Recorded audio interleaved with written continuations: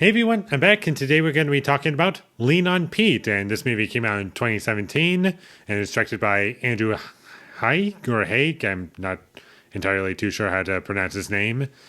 And this is a film that has been on my watch list for a while. I just hadn't gotten around to seeing it, and I thought this movie was pretty great.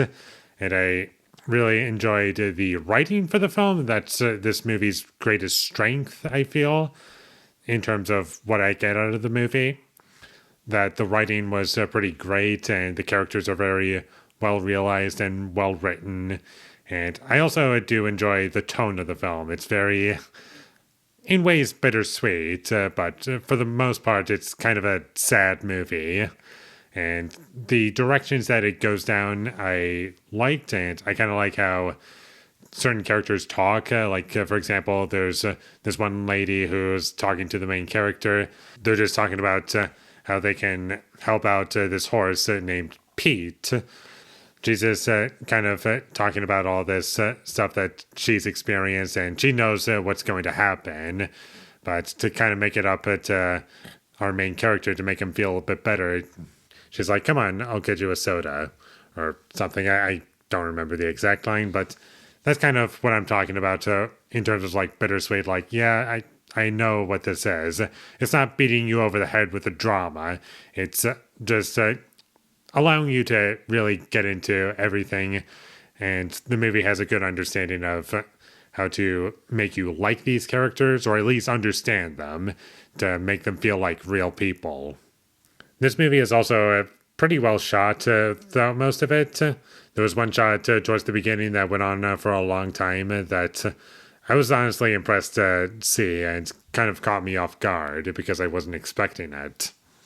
And throughout the entire film, I just really enjoyed following the main character, Charlie.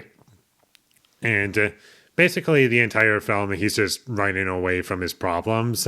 And I kind of found that interesting in terms of like what they were exploring with that and how that would all play into the film. And there's literally characters in this movie that just show up and leave and you never see them again. Kind of like Barry Lyndon. And like Barry Lyndon, they don't detract from the film at all. They add to the film because they're great characters for the most part. The only part of the movie that felt as though it didn't need to be there was the diner scene that just didn't really add much to the film.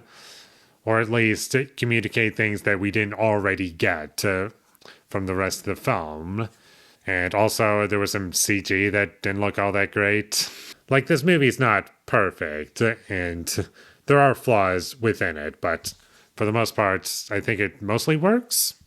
And it's mostly about the story that you really get out of, and the acting's really good, and the only actor who I was really familiar with was Steve Buscemi.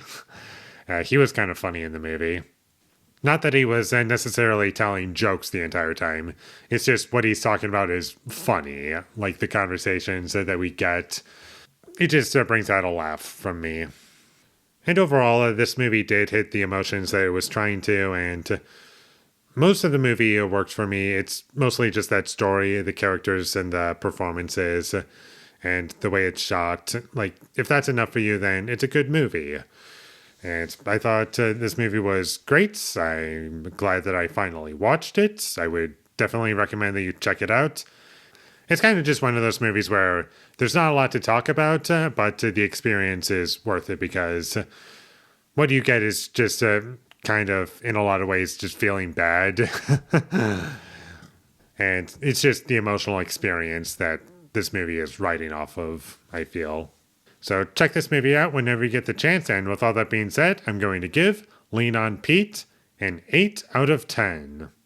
Thank you for watching my videos as always. If you enjoyed this review, be sure to leave a like and comment down below your thought of Lean on Pete, and my social media links, they will all be in the description, so follow me there. And last but not least, subscribe to be a part of Foley Nation, and I'll see you when I get my next review up, and that is going to be for The Mummy, starring Brendan Fraser from 1999.